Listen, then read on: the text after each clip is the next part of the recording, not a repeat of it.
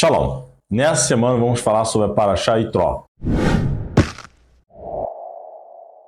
Nessa Parashá podemos ver diversos pontos interessantes a qual pode ser abordado, trazer diversos ensinamentos para a nossa vida. Mas eu não tenho como abordar todos nesse vídeo, senão esse vídeo vai ficar grande, então vou abordar algum ponto mais importante que eu acho para mim e para você, coisa que pode mudar a sua vida.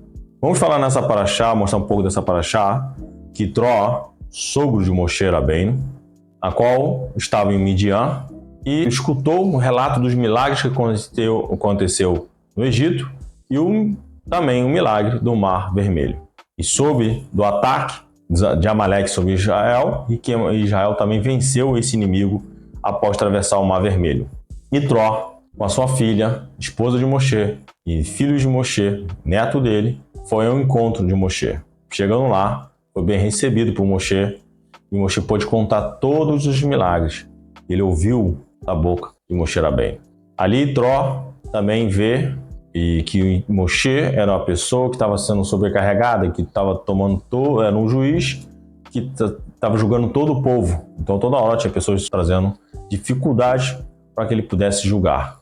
E Itró fala com ele, aconselha ele, diz: escolha entre o povo pessoas que sejam temente a Hashem e possa julgar entre 100, 50 e 10. E Moshe vai diante de Hashem e pergunta e fala desse conselho de Itró, do seu sogro. E Hashem diz para ele: faça conforme Itró lhe falou. Também vimos nossa Parashá, também os 10 mandamentos, que poderia ser trazer vários conhecimentos sobre isso, várias partes. Muitos falam que, na verdade, esse conselho que o Itró deu para Moshe foi depois dos 10 mandamentos. Porque a Parashá, vamos ver a Torá, ela não segue a história da forma que está ali escrita. Então vai ter parte da história que aconteceu antes, parte depois, é colocada da forma que foi determinada pelo Moshe e os demais sábios do povo de Israel. Uma coisa que chamou a atenção de Itró, o convertido, como é chamado, o Itró, e essa conversão não significa que o Itró se converteu ao povo de Israel. Muitos dizem que sim, o Itró se converteu ao povo de Israel, mas também dizem que ele se tornou um noahide, ou monoteísta, acreditava que Hashem é um, que é a mesma coisa no final da história. Então o Itró passou a entender que Hashem era um. Itró, antes de conhecer Moshe Rabbeinu, o que ele foi?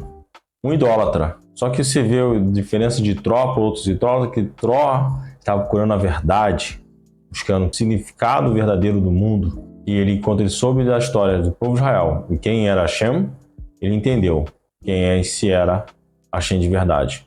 Ele serviu todos os deuses, as 70 nações, os 70 deuses, diversos outros deuses.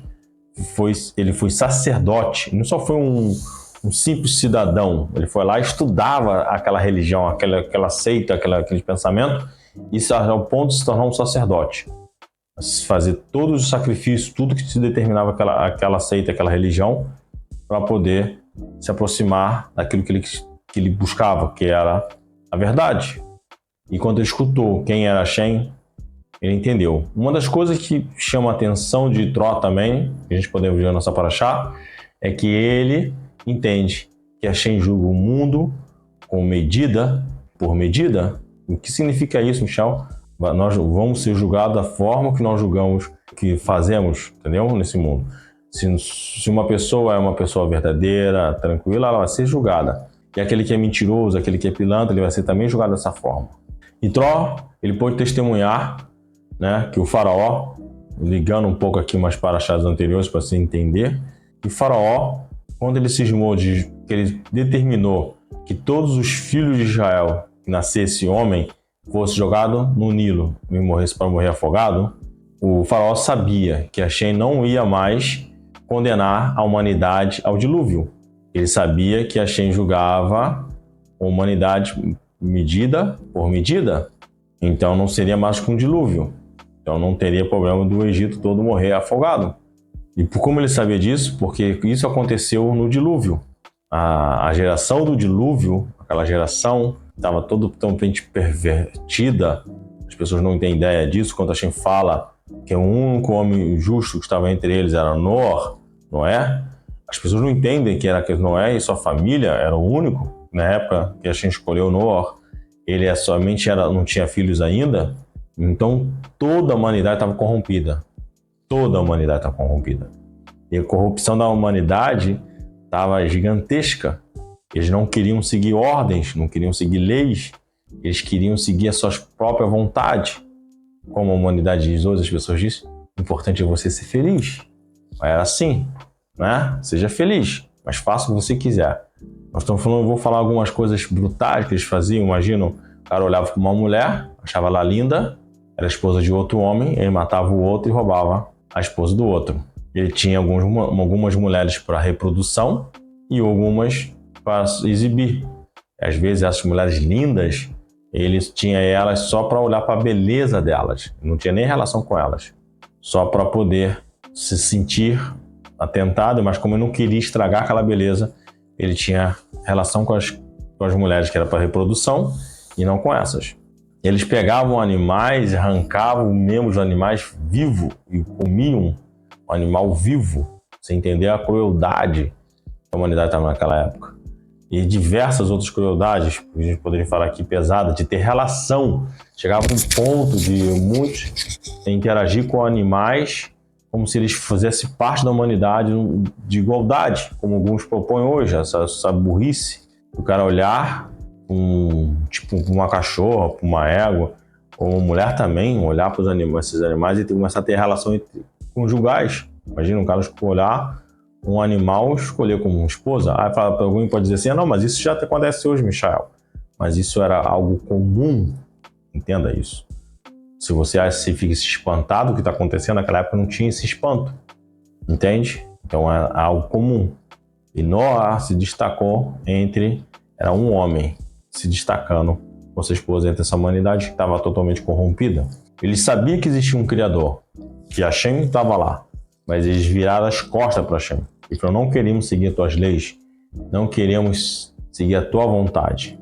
E Hashem fez com eles o quê? Medida sobre medida. Hashem falou assim, vou dar algo para vocês, vocês não querem nenhuma medida. Então vou dar para vocês, mostrar para a humanidade o quanto o mundo, se ele seguir sem leis e sem ordem, é um caos. E ele falou assim, 40 dias e 40 noites de chuva, sem lei, sem parar. E choveu e trouxe o dilúvio. E o faraó, sabendo que Hashem prometeu que não ia trazer mais o dilúvio sobre a face da terra, então ele cismou de afogar o filho de Israel. Hashem manda as 10 pragas sobre o Egito, o povo de Israel sai e dá uma volta em frente do faraó, o faraó pensando que estão perdidos e novamente o coração dele se endurece e ele vai atrás do povo de Israel. Enquanto ele entra no Mar Vermelho ali, que estava aberto, o seu exército é afogado totalmente o seu exército. Alguns dizem que o faraó não morreu, porque ele não entrou, mas pôde ver o seu exército morrendo. E da mesma forma que ele viu, o Itró também pôde perceber. Itró, que estava ali no momento que o faraó determinou que deveria afogar todos os filhos de Israel, ele fugiu, pedindo um conselho que deveria fazer. Ele viu a perversidade do pensamento do faraó e, tipo assim, alguns brincam, né? Espero que eu vou no banheiro rapidinho, e desapareceu. Ele era o conselheiro do faraó.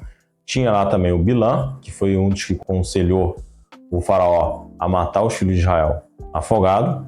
E tinha também um personagem que alguns falam que era o Jó, aquele do livro de Jó. Estava lá também. E o Jó, ele se calou. Ele nem falou que sim, nem que não. Preferiu ficar quieto, ficou com medo de acontecer alguma coisa. Por isso que alguns falam que aquilo que aconteceu na vida de Jó, ali, naquele livro, foi uma forma de Hashem mostrar a consequência até mesmo daqueles que se calam diante da injustiça. Aqueles que não falam nada quando tem uma injustiça. Que eles ficam quietos, achando melhor ficar quieto para não sobrar para o meu lado.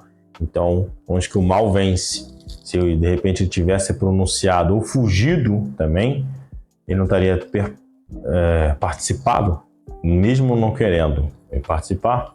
Mas aqui nós podemos entender essa história e Itró, que é Jetro, que vai estar em português, ele entendeu essa medida que Hashem julga a humanidade medida por medida. E quando desceu, o exército do faraó entrou e todos eles foram afogados. Os mesmos que estavam matando os filhos de Israel no rio Nilo afogados, afogando as crianças, acabou sendo afogado da mesma forma. Essa é a forma que Hashem julga o mundo. E as pessoas não entendem. E aqui Yitro também pôde perceber que a verdadeira liberdade, ela vem com a ordem, que a obediência. O povo de Israel estava no Egito, chegou no Egito e tinha lá todo um caminho de tradição que foi recebida dos patriarcas de Abraham, Yitzhak, Yaakov, de Mitzvot. Eles não tinham sido ordenados a Torá, mas Abraham, como um profeta, tinha visto muito dos mandamentos e praticava entre ali, ensinava para os seus filhos. E a única tribo que continuou estudando essas Mitzvot foi a tribo de Levi. E foi a única tribo que não se tornou escrava no Egito. As demais outras se tornaram porque começaram a se misturar aos egípcios, a idolatria egípcia, que essas idolatrias estavam relacionadas também à pornografia, no sentido sexo, a todo tipo de coisas pesadas. E o que aconteceu, mesmo que o povo de Israel não estava praticando essa idolatria, né, porque a gente vê ali na história do povo de Israel que não tinha casamento misto, né, só tem um caso de um único filho de uma israelita, né, o pai dele não era um egípcio. Ele vai questionar Moshe sobre a herança dele direito. É o único caso que acontece ali de uma pessoa que de fato não fazia parte do povo de Israel, que o pai não fazia parte do povo de Israel. O único caso de mistura mista, alguns falam que a mulher, que a mãe desse rapaz, ela foi violentada por um egípcio. Mas as práticas egípcias estavam todas conectadas a isso. E o povo de Israel fez muito, foi se aproximando muito dessa idolatria, aonde que levaram a eles a escravidão. E uma única tribo que não se desviou do caminho de Hashem foi a única que permaneceu livre dentro do Egito. Eles podiam caminhar para qualquer lado dentro do Egito. As outras tribos não poderiam sair nem na cerca, na fronteira do Egito, da cidade ali do Egito onde eles estavam. Podemos ver na história que Arão foi encontrar com Moshe fora do Egito. Se fosse outra tribo não poderia, porque guardou os mandamentos. Isso podemos ver acontecendo no mundo de hoje, que as pessoas estão buscando a liberdade sem ordem. E elas se tornam escravas da sua liberdade. Escrava dos vícios que esse mundo prega.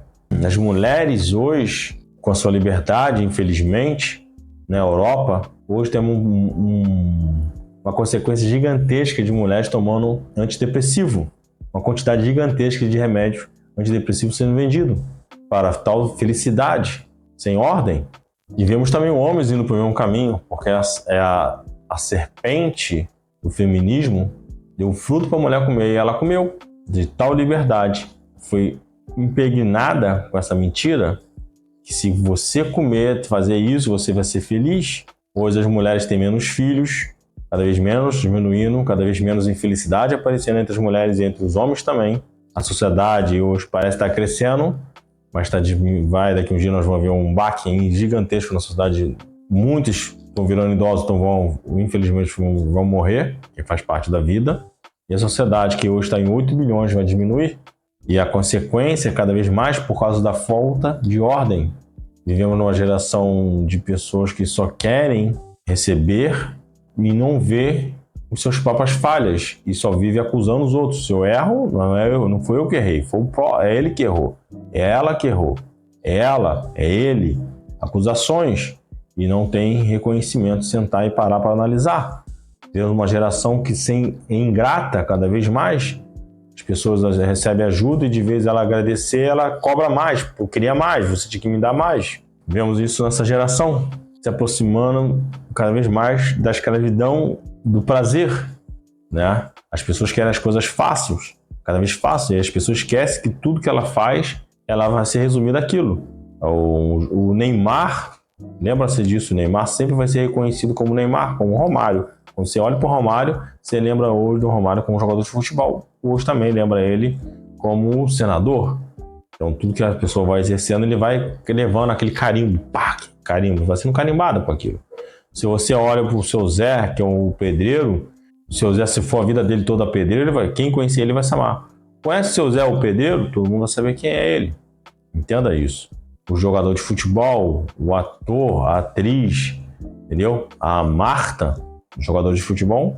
Quando alguém vem ela na rua, vai falar com ela aqui, ela vai lembrar dela como jogador de futebol. E as pessoas muitas vezes não querem fazer coisas, mas não querem ser lembradas daquilo que elas fizeram, do seu passado. Entenda, tudo que você faz vai ser levado com você. Não tem como uma pessoa um dia encontrar com ela na rua o Fernandinho Beiramar e achar que o Fernandinho Beiramar, ele achar que as pessoas não vão associar ele a tráfico de drogas. Ele vai estar associado ao tráfico de drogas. Entenda isso. Isso são consequências de escolhas. E essas escolhas, quando ela vem sem a verdadeira ordem, que são leis, ela vem consequência da desordem. E a desordem está ligada ao quê? Ao caos. E muitas das vezes a depressão. A pessoa fica oprimida e escrava dos seus sentimentos. Hoje vivemos uma geração que está precisando cada vez mais de dopamina, onde que veio, infelizmente, diversas pessoas se separando, né? O cara casa com a mulher, ele quer o quê? Uma princesa encantada. Aquela pessoa que seja, né? Que ela não tenha dor, ela não tenha sofrimento. Ele chega em casa fedendo, com bafo, mas ela esteja ali sorrindo, linda para ele todos os dias, né? Não reclama de nada, não fala nada.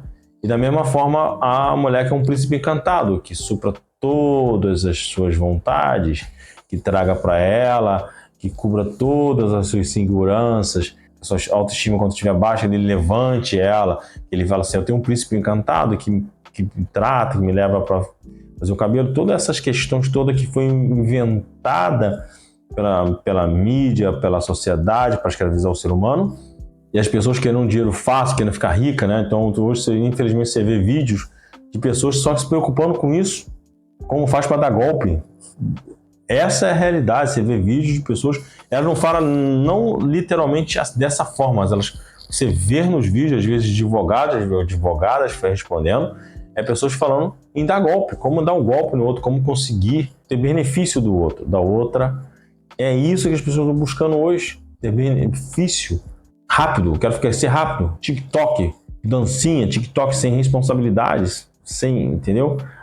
Fala TikTok, mas você vê no Instagram, você vê em todos esses lugares, as pessoas estão pensando nisso, né? Ganhar dinheiro. E esquece que hoje a fase é hoje, amanhã é outra. E amanhã, quando a pessoa olhar para ela, vai associar ela a quem? Aquela pessoa. E tudo que ela construiu pode ser que depois ela tem que pagar para limpar a sujeira que ela fez. E a vida, ela cresce com ordem. Se você não adianta você plantar um pé de maçã e achar que o pé de maçã no outro dia já está dando fruto, não vai dar. Ele necessita crescer, ele precisa de um tempo para chegar. Tudo existe leis sobre esse mundo. E as pessoas não compreendem, as pessoas cada vez mais estão querendo fugir disso. As pessoas estão mais atrás do prazer, novamente da expressão, é importante que você seja feliz. A felicidade, ela vem com verdadeiro prazer.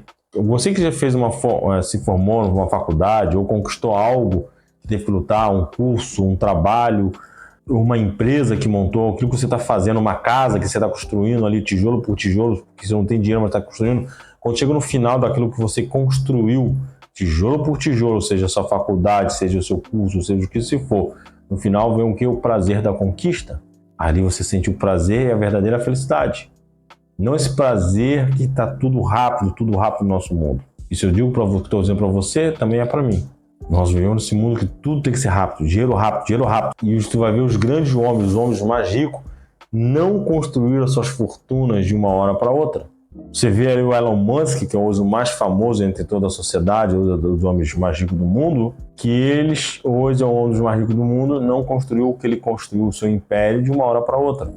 Foi trabalhando, você pega a história dele lá, como começou com o irmão dele, para conseguir, para depois criar o PayPal junto lá com outros para vender, dali tirar o dinheiro para começar o Tesla, todo esse sufoco, quase quebrando, quase indo à falência, e por final conseguindo. A dificuldade que ainda tem, todas as lutas, barreiras, para chegar onde que chegou. E ainda tem um sonho de chegar a Marte.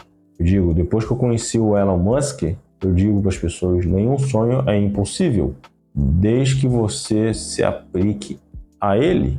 Eu vejo pessoas que querem ser judias e elas querem se converter, eu quero que o Rabino me ajude, me fala para o Rabino ajudar. Como assim?